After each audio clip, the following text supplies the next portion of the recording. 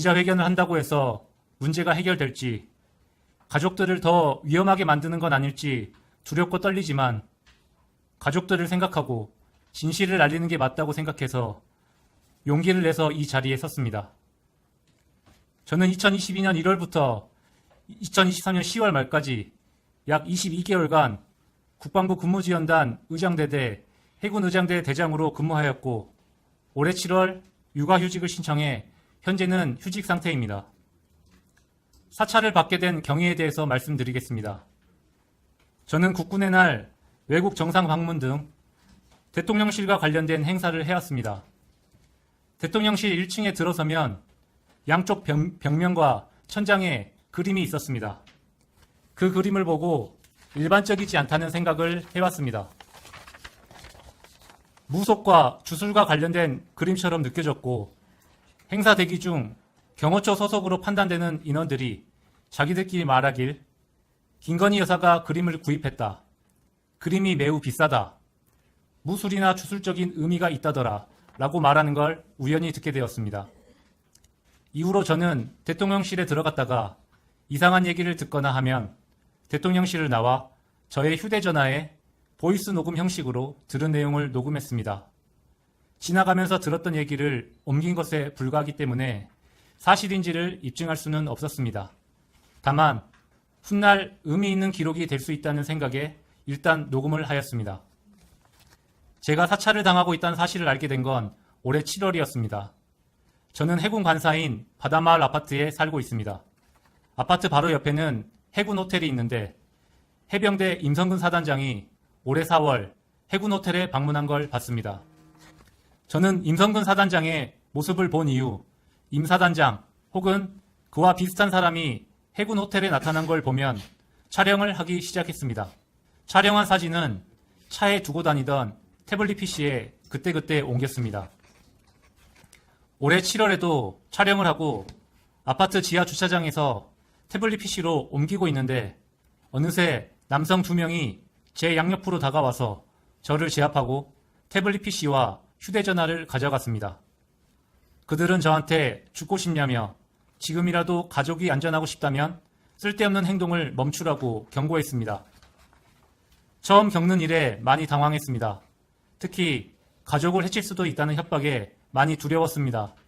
제가 보는 앞에서 제 와이프를 성폭행하고 이제 2돌 된 제 딸은 얼굴에 큰 상처를 내서 평생 후회하도록 만들겠다고 얘기를 하였습니다.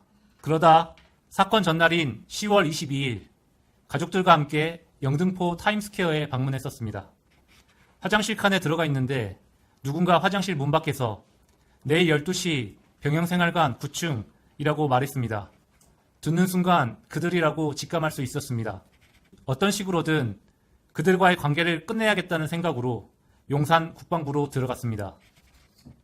국방부에 가는 도중 일이 잘못돼 봉변을 당할지도 모른다는 생각이 들었고 이때 제보 메일을 작성해서 김어준의 겸손은 힘들다와 이종원의 시사타파 TV에 보내게 되었습니다.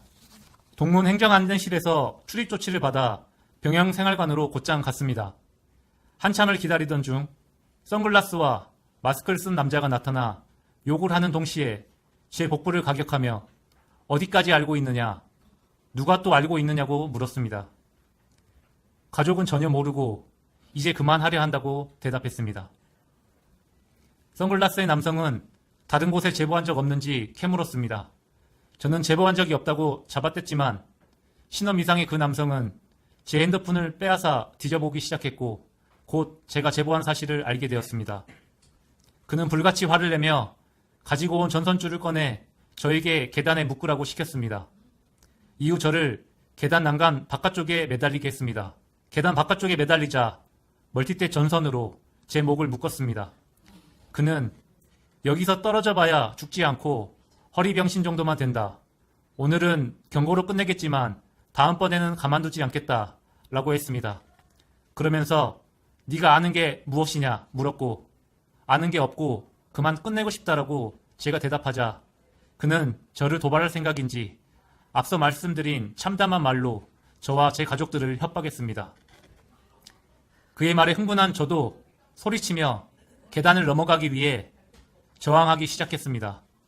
당황한 그는 저를 때리기 시작했고 저는 계단에서 떨어져 허리를 비롯한 온몸의 충격으로 정신을 잃었다가 그날 저녁 발견돼 국군 수도통합병원으로 이송되어 수술을 받게 되었습니다.